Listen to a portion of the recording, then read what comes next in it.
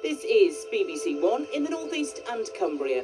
Now the BBC News with Nina Warhurst and Dawn Thewlis at 1 o'clock. Today at 1, a tribunal finds an NHS trust violated the dignity of nurses in allowing a trans woman to use a female changing room. The group of women from Darlington Memorial Hospital have been required to share a changing room with a biological male who identifies as a woman. This was found to be indirect discrimination. Also on the programme.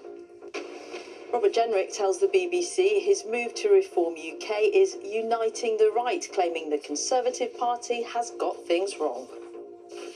The people who'd made those mistakes were still sat around the shadow cabinet table. The arsonists were still in control of the party, and that this was not a party that was capable of even understanding what it had got wrong, let alone fixing it.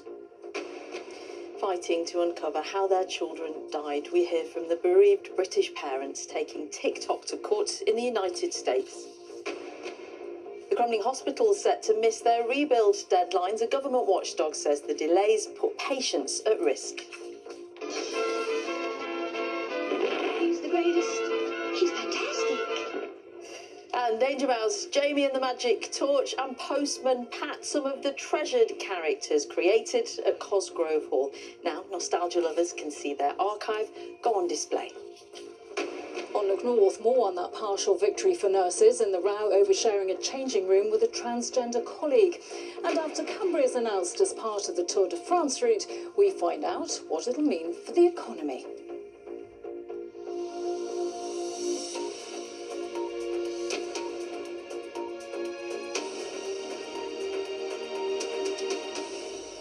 Good afternoon, welcome to the BBC News at 1. A tribunal has ruled that an NHS trust violated the dignity of nurses who complained about a transgender woman using a female changing room. County Durham and Darlington NHS Foundation Trust required the women to share the space with Rose Henderson, a biological male who identifies as a woman. Today, the Trust was told it indirectly discriminated against the women and didn't take their concerns seriously. The tribunal did not find Rose Henderson had done anything improper. Well, we can speak now to our social affairs correspondent, Alison Holt. Hi, Alison. So talk us through the tribunal and its possible implications.